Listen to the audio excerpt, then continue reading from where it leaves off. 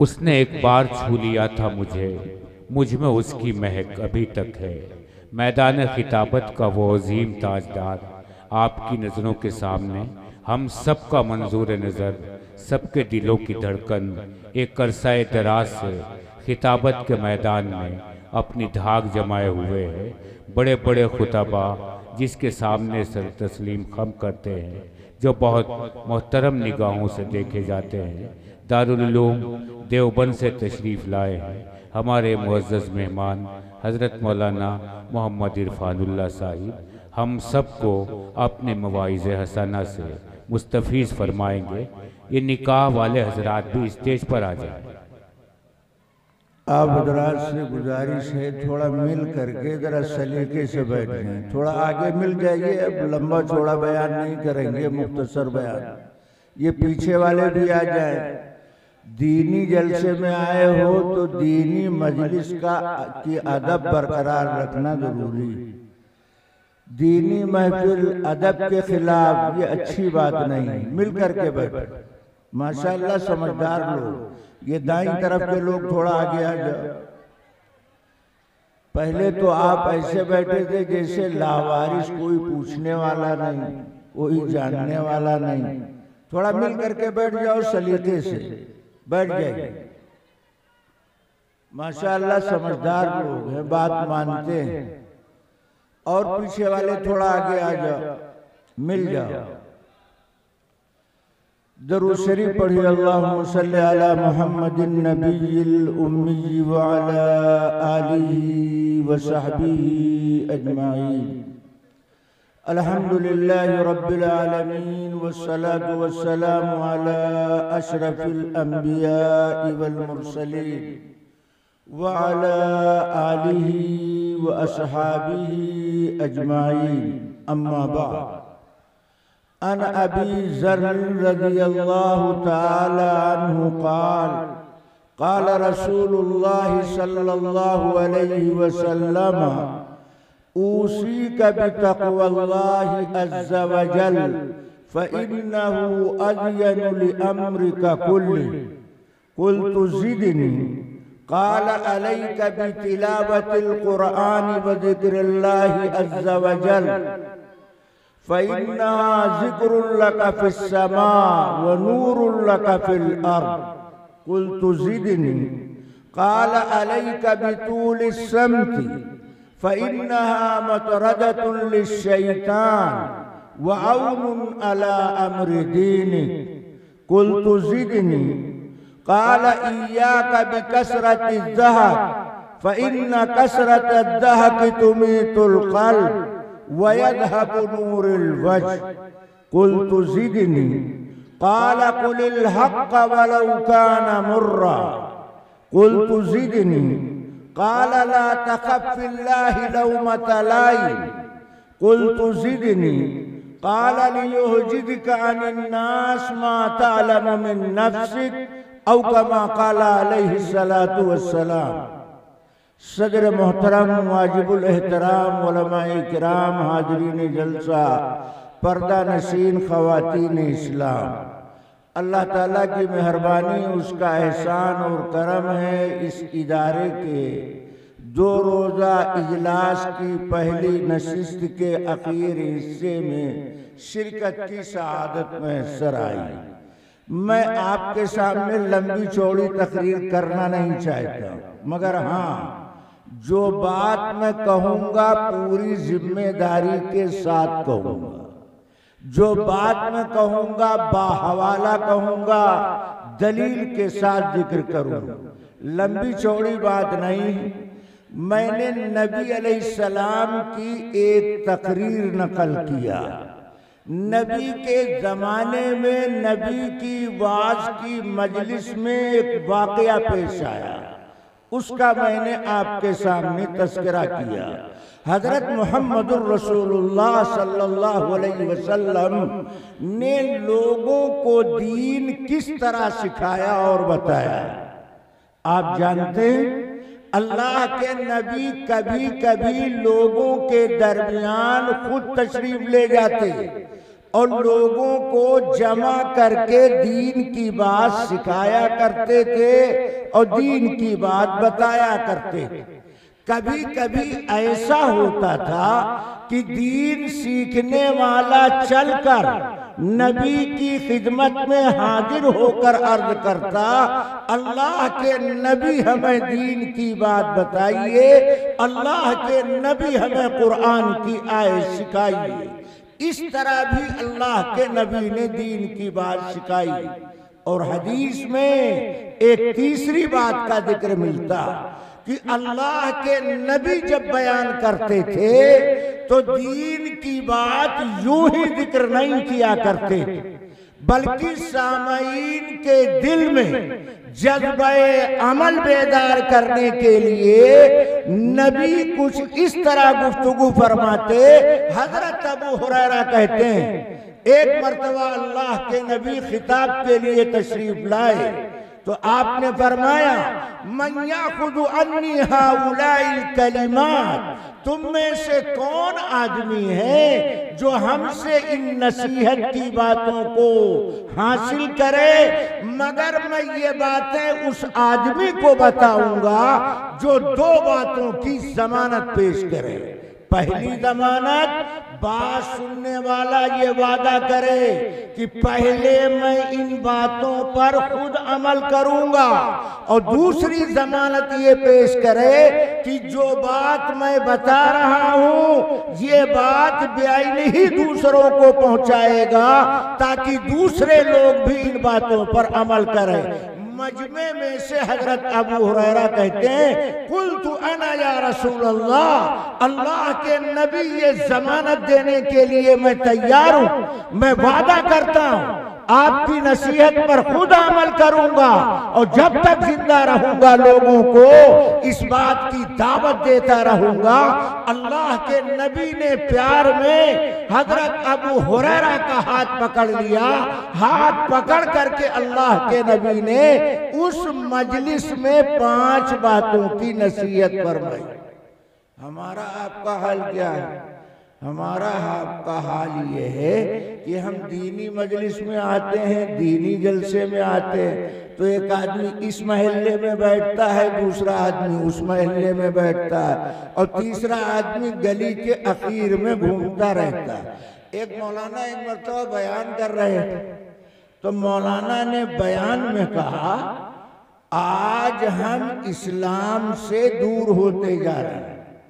तो मजमे में एक इस्लाम नामी आदमी बैठा था, वो समझा मौलाना हमको बोल रहे हैं।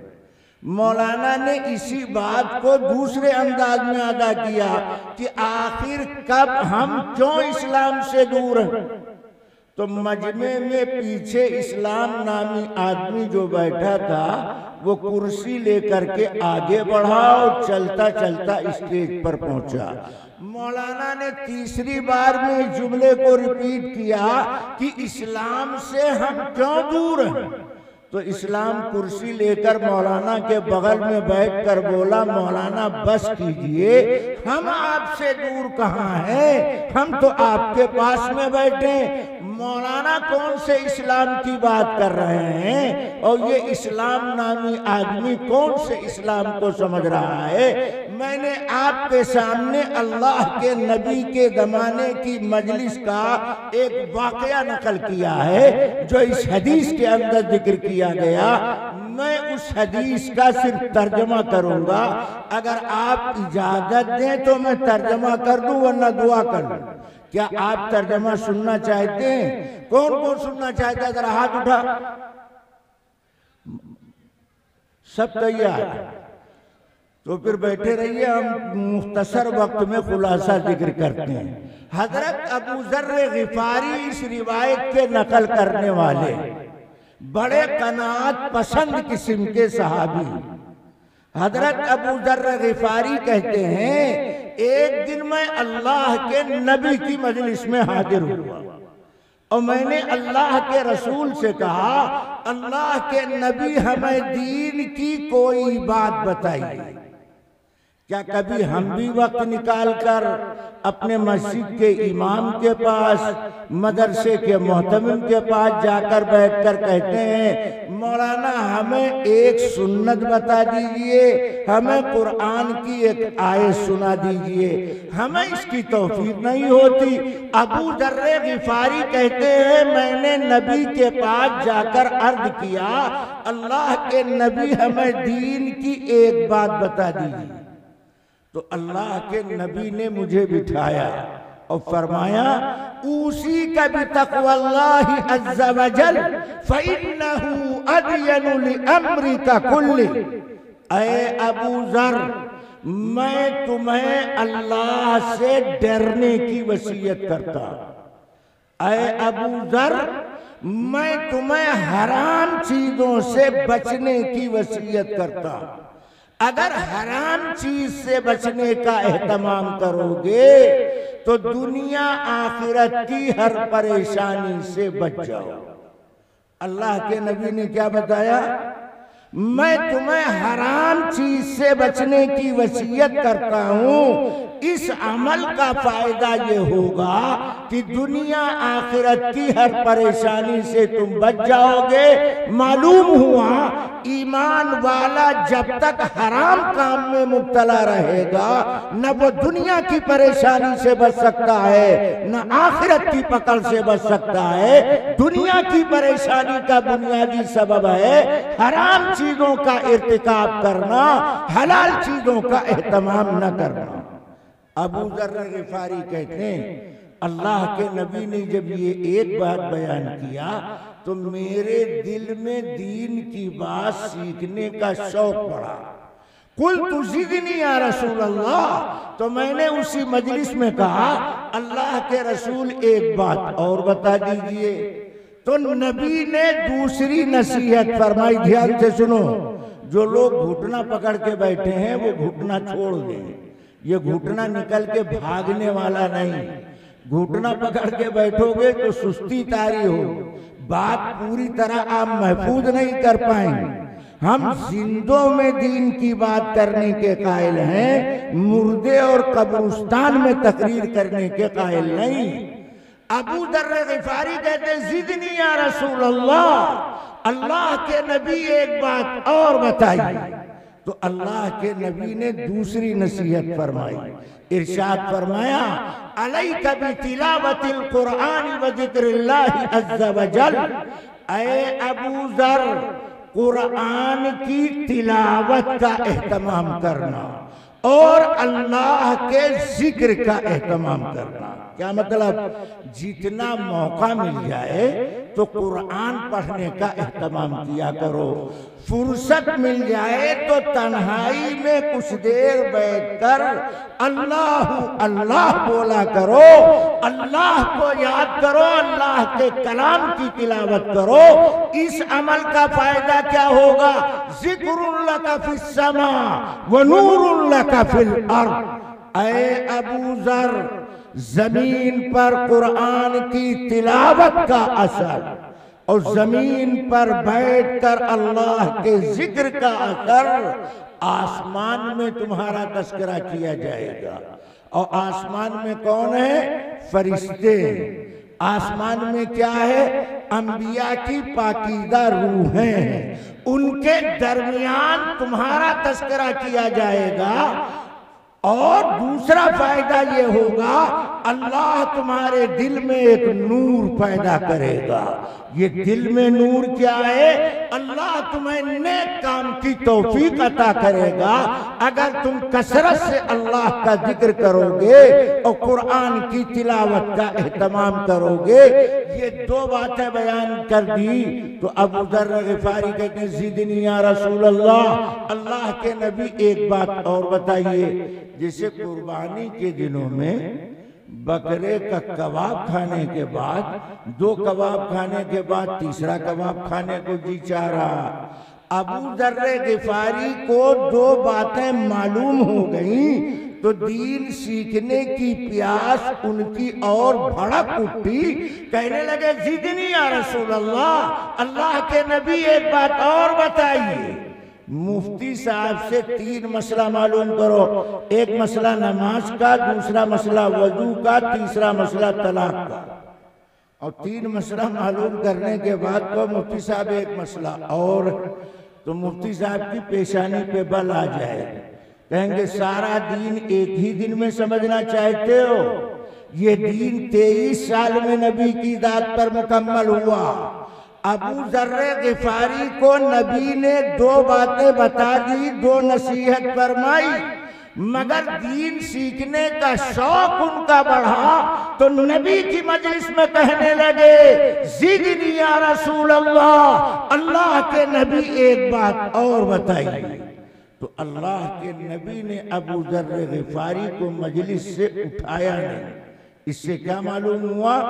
इससे ये बात मालूम हुई कि दीन सीखने वाले का इकराम होना चाहिए, दीन सीखने वाले से प्यार होना चाहिए, दीन सीखने वाले को अपने से करीब रखना चाहिए, दीन सीखने वाले को धुतकारना नहीं चाहिए। अल्लाह के नबी ने तीसरी नसीहत फरमाई, इरशाद फरमाया अलैका बितूलि सम्ति फइन्नहा मतरदतुन लिश्शैतान व औनुन अला अम्रि दीनिक। ऐ अबू जर, ज्यादा खामोश रहने की आदत डालो। ऐ अबू जर, ज्यादा चुप रहने की आदत डालो। मालूम क्या हुआ? जब जरूरत हो तो बोला करो, बिला जरूरत न बोला करो। जो आदमी हर वक्त बोलता रहता है उसकी जुबान बेलगाम हो जाती है, और ज्यादा बोलने की वजह से समाज में ऐसा आदमी बेअसर हो जाता है। अल्लाह के नबी कहते हैं अबू जर ज्यादा खामोश रहने की आदत डालो, चुप रहने का मिजाज बनाओ। जो आदमी खामोश रहने की आदत डालता है शैतान उससे दूर भागता है। मालूम क्या हुआ?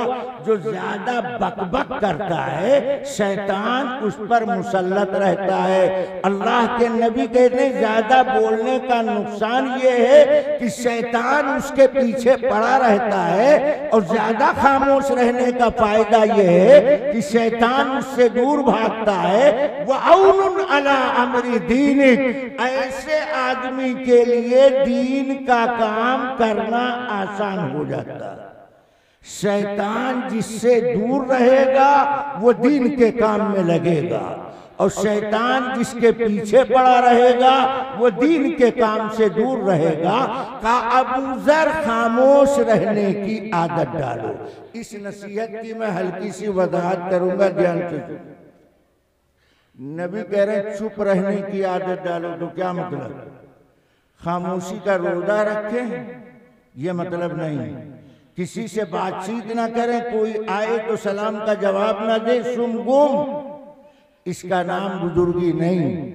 बुजुर्गी नाम है बवक्ते जरूरत, बकदरे जरूरत बोला करो, बवक्ते जरूरत बकदरे जरूरत बात किया करो, न बिला जरूरत बोला करो, न जरूरत से ज्यादा बोला करो। जो लोग बिला जरूरत बोलते या जो लोग जरूरत से ज्यादा बोलते हैं वो घरों के अंदर इख्तिलाफ का माहौल पैदा कर। जो औरतें जुबान दराज होती जब उनका चोंच खुल जाता है तो टेप लगाने से भी बंद नहीं होता है, वही जरिया बनता है मियाँ बीवी के दरमियान इख्तिलाफ का। बवक्ते जरूरत बोलो, बकदरे जरूरत बोलो, न बिला जरूरत बोलो, न जरूरत से ज्यादा बोलो। एक साहब ने अपने लड़के का निकाह किया, बहू रुखसत करा के लाए। 3 दिन गुजर गए, बहू अंदर बाहर आती जाती, इस कमरे से उस कमरे में आती जाती, खाती पीती, मगर बोल नहीं रहे थे। तो सास के दिल में वसवसा पैदा हुआ, शायद बहू हमारी गूंगी। तो सास ने बहू से कहा, बिटिया तू बोलती नहीं। तो बहू बोली, तो क्या बोली? कहा अम्मा ये बताइए, अगर मेरे शौहर का इंतकाल हो गया तो मेरा क्या होगा? तो सास ने सर पकड़ लिया, कहा इस बोलने से न बोलना अच्छा था। कमबख्त बोली तो ये बोली कि अगर मेरा शौहर मर गया तो मेरा क्या होगा। अरे कमबख्त, तेरा जो होगा वो तो होगा, ये तो मेरा लख्ते जिगर है, नूरे नजर है, जिंदगी का सहारा है। अगर बेटा हमारा न रहेगा तो हमारा क्या होगा, तेरा जो होगा वो तो होगा। इस बोलने से न बोलना अच्छा है। अकाबिर देवबंद के हालात आप पढ़े, देवबंद के अकाबिर के हालात आप पढ़े तो आपको मिन जुमला खुसूसियात में एक खुसूसियत आपको मिलेगी कि अकाबिर देवबंद बोलने से पहले सोचते, सोच करके बोलते हैं। लिखने से पहले सोचते हैं, सोच करके लिखा करते हैं। जो आदमी बोलने से पहले सोचेगा, सोच करके बोलेगा, लिखने से पहले सोचेगा, सोच करके लिखेगा, उसे अपनी बात वापस लेने की या अपनी लिखी हुई बात को हरफ गलत की तरह मिटाने की जरूरत पेश नहीं आएगी। वही आदमी अपनी बात वापस लेता है जो बगैर सोचे समझे बोला करता है। नबी ने अबू दर्र गिफारी को तीसरी नसीहत फरमाई, खामोश रहने की आदत डालो, बवक्ते जरूरत बोला करो, बकदरे जरूरत बोला करो। इसलिए कि जुबान बेलगाम हो जाना ये जहन्नम में दाखिले का दरिया और सबब है। कुन्तु ज़िदनी या रसूल अल्लाह। इन तीन नसीहतों के बाद अबू दर्र गिफारी कहते हैं, अल्लाह के नबी एक बात और बताइए।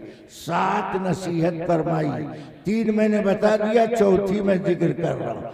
अबू दर्र गिफारी ने चौथी मर्तबा गुजारिश किया, ज़िदनी या रसूल अल्लाह, अल्लाह के नबी एक बात और बताइए। आप तो बड़ी प्यारी प्यारी बातें बता रहे हैं, बड़े आसान अमल सिखा रहे हैं, एक नसीहत और फरमाइए। तो अल्लाह के नबी ने चौथी नसीहत फरमाई, इरशाद फरमाया, इय्याका बिकसरति ज़हक, ऐ अबू ज़र ज्यादा हंसने से बचना। ऐ अबू ज़र ज्यादा हंसने से बचना, इसलिए कि ज्यादा हंसना ये दिल को मुर्दा कर देता है और चेहरे को बेनूर कर देता है।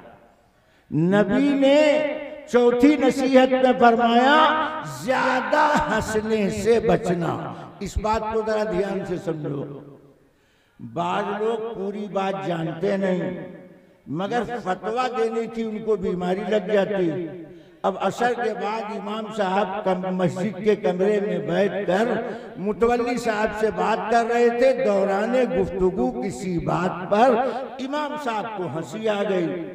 अब एक ट्रस्टी मस्जिद के एक मेंबर ने इमाम को कमरे में बैठकर हंसता देखा तो इमाम की पीठ पर फतवा चिपका दिया कि हमारे इमाम को हंसने का सुन्नत तरीका मालूम नहीं। क्यों?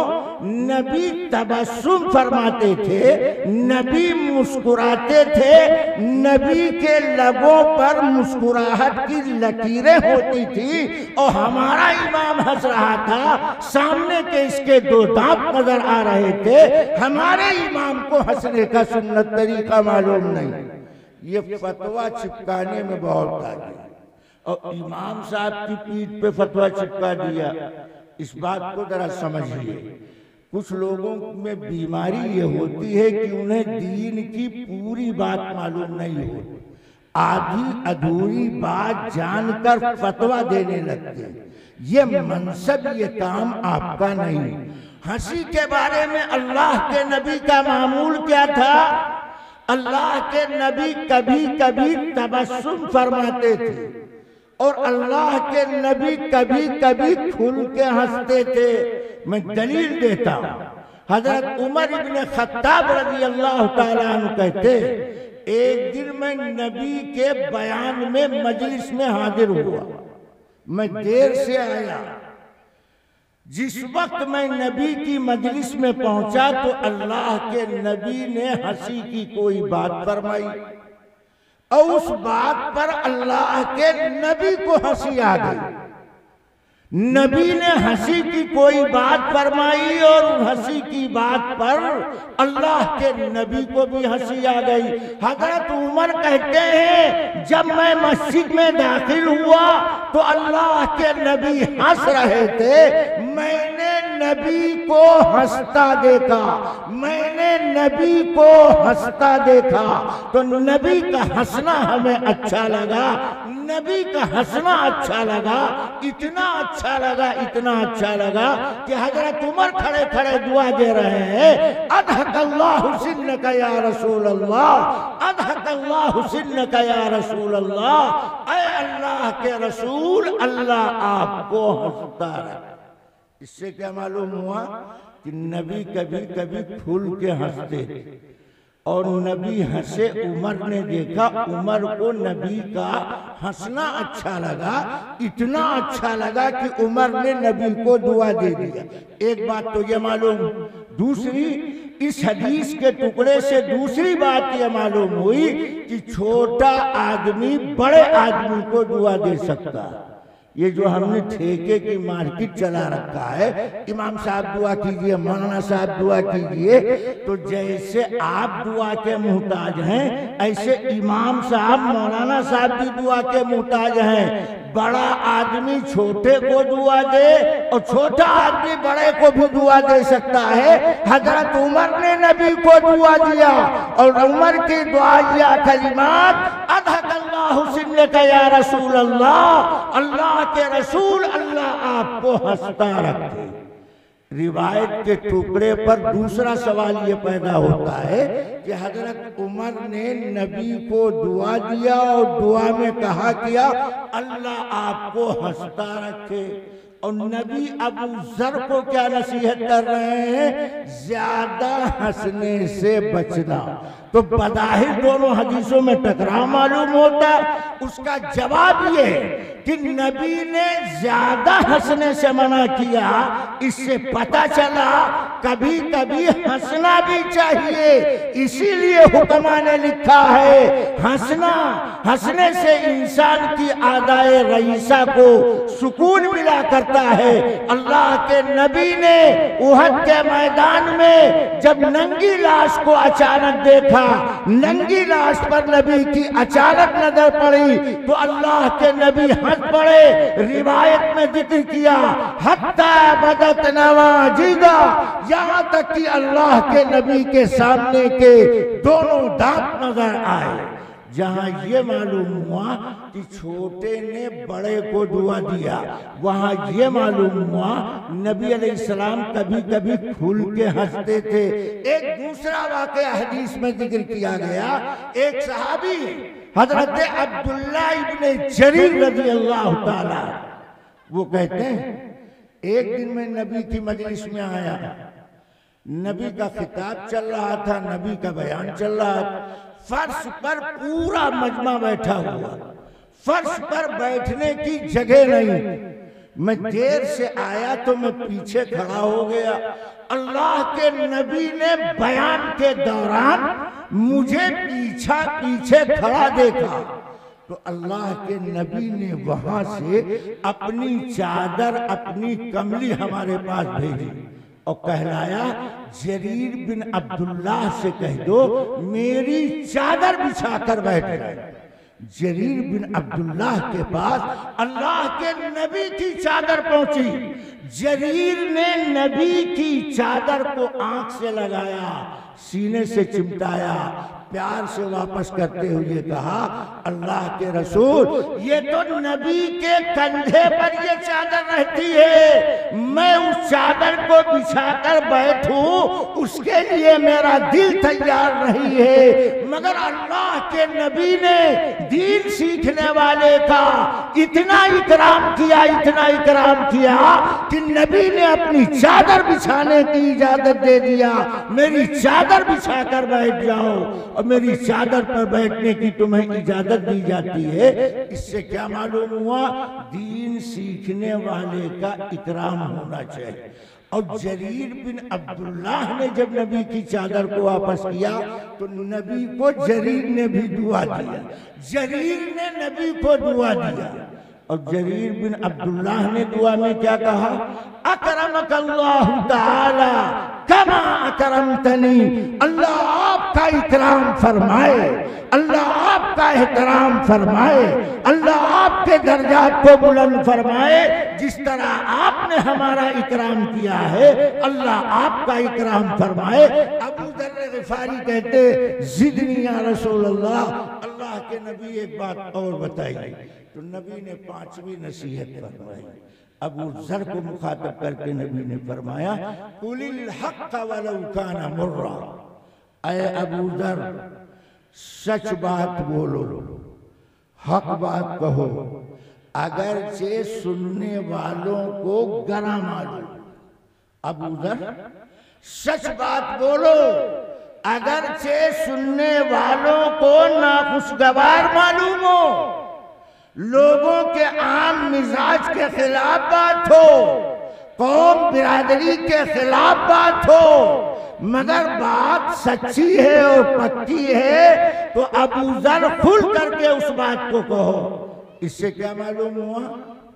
अल्लाह के नबी ये कहते हैं, सच्ची बात में कोई समझौता नहीं करना चाहिए। मगर हाँ, मैं ये बात कहूंगा, ध्यान से सुनो, जरा ध्यान से सुनो।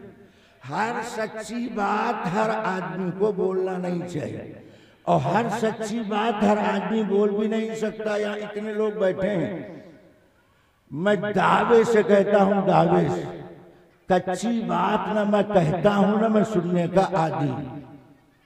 इतने लोग बैठे हैं, मगर इतने में से एक आदमी ऐसा नहीं मिलेगा जो ये सच्ची बात कह सके, बात सच्ची, मगर कहने की कोई हिम्मत नहीं रखेगा।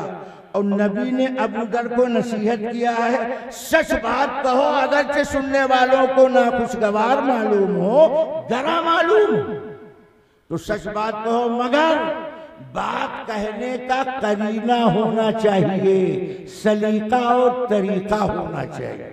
हर आदमी हर बात हर आदमी बोल नहीं सकता है, और हर आदमी को हर बात बोलना नहीं चाहिए। मिसाल के तौर पर ध्यान से सुनो, हर आदमी अपनी बीवी को बीवी, ज़ौजा, बेगम, मैडम, शरीके हयात बोलता। रोजाना शौहर अपनी बीवी को सुबह सुबह कहता, बेगम चाय लाओ, मैडम चाय लाओ, ज़ौजा चाय लाओ, शरीके हयात चाय लाओ। लड़का रोज अपने बाप को ये बोलते हुए सुन रहा था। अगले दिन बाप सफर में चला गया। अब लड़का सुबह उठा तो कहा, अब्बा की मैडम इधर आओ, अब्बा की बेगम इधर आओ।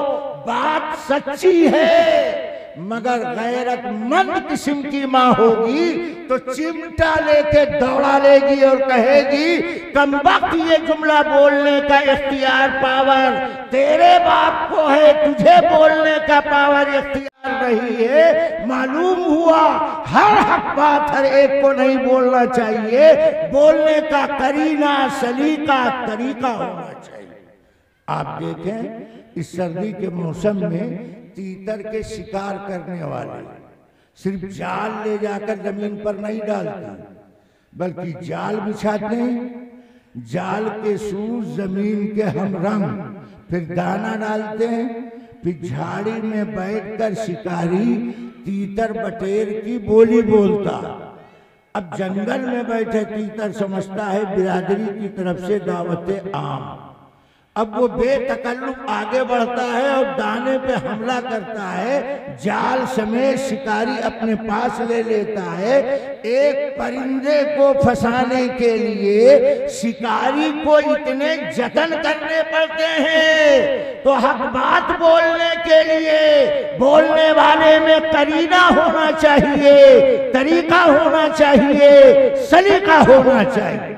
इसीलिए उलमाए देवबंद ने लिखा है हक बात कहने में 3 बातों की रियायत होनी चाहिए। ध्यान से सुनो। पहली बात, कहने वाले की नीयत साफ होनी चाहिए। नीयत में फुतूर, बिगाड़, गंदगी नहीं होनी चाहिए। दूसरों को जलील करने के लिए कोई बात मत कहो, दूसरों की इस्लाह फलाह के लिए बात कहो। तो कहने वाले की नीयत दुरुस्त। नंबर 2, कहने में इखलास होना चाहिए। रियाकारी, मक्कारी, दिखावा, शोहरत की तलब नहीं होनी चाहिए। और तीसरी कैद, बात सच्ची पक्की लोहा लाठ हो। जहां जांचना चाहो, जहां बदल करना चाहो, जहां पड़ताल करना चाहो, हर मैदान में जाने की इजाजत दी जाती है। जब ये 3 कैदें पूरी की जाएंगी तो सख्त से सख्त बात कही जाएगी, वो असर से खाली नहीं हो सकती है। अबू दर्र गिफारी कहते हैं, जिदनी या रसूलल्लाह, अल्लाह के नबी एक बात और बताइए। तो अल्लाह के नबी ने 6ठी नसीहत फरमाई। अबू दर्र गिफारी कहते हैं, अल्लाह के नबी ने कहा, कुलिल हक़्क़ वलौ काना मुर्रा। आगे फरमाया, ला तख़फ़ फ़िल्लाहि लौमता लाइम। ऐ अबू दर्र, अल्लाह रसूल के हुक्म बजा लाने में, ध्यान से सुनो मैं क्या कह रहा हूं। नबी ने कहा, अबू दर्र, अल्लाह रसूल का हुक्म बजा लाने में मलामत करने वालों की मलामत की परवाह न करना। आजकल जितने रसूमो रिवाज, सिर्फ शादी ब्याह में रसूम रिवाज नहीं, शबे बारात आ रही उसमें भी रसूम रिवाज की चादर में शबे बारात को जकड़ दिया गया। ये जितने रसूम रिवाज के काम, जितने रस्मी काम हैं, उन काम को करने वाले आदमी को जब रोका जाता है तो कहता है बाप दादा से होता चला आ रहा, खानदान बिरादरी वाले करते चले आ रहे। अरे अल्लाह के बंदे, तुम्हें हुक्म अल्लाह का चाहिए और तरीका हजरत मोहम्मदुर रसूलुल्लाह सल्लल्लाहु अलैहि वसल्लम का चाहिए। तो नबी ने फरमाया, ऐ अबू दर, ला तख़फ़ फ़िल्लाहि लौमता लाइम। अल्लाह रसूल का हुक्म बजा लाने में मलामत करने वालों की मलामत की परवाह न करना, ताना देने वालों के ताने से दब करके कोई सौदा न करना। जीते जी हुक्म चाहिए अल्लाह का और तरीका चाहिए हजरत मोहम्मदुर रसूलुल्लाह सल्लल्लाहु अलैहि वसल्लम का। कुल तु जिदनी या रसूलल्लाह। अबू दर्र गिफारी ने कहा, अल्लाह के रसूल एक बात और बताइए। तो अल्लाह के नबी ने 7वीं नसीहत फरमाई। ये आखिरी बात मैं जिक्र करता हूँ और इस बात का हर एक से ताल्लुक, चाहे स्टेज के ऊपर बैठे हो, चाहे स्टेज के नीचे बैठे हो, हर एक का वास्ता इस बात से है जो अल्लाह के नबी ने इरशाद फरमाया।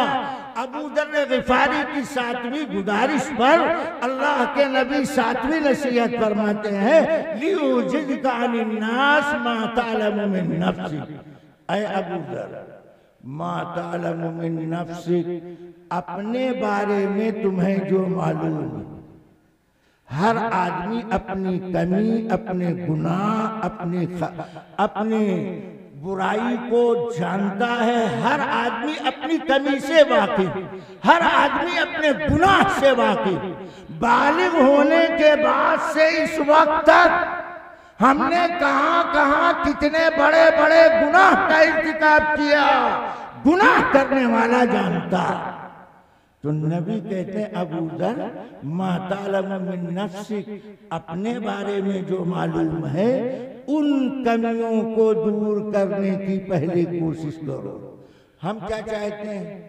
पहले लोगों की इस्लाह हो जाए।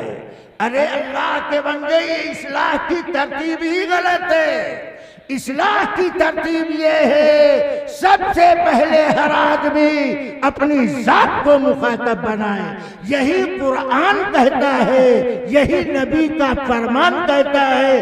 कुरान कहता है या अय्युहल्लज़ीना आमनू कू अनफुसकुम, पहले अपने आप को मुखातब बनाओ।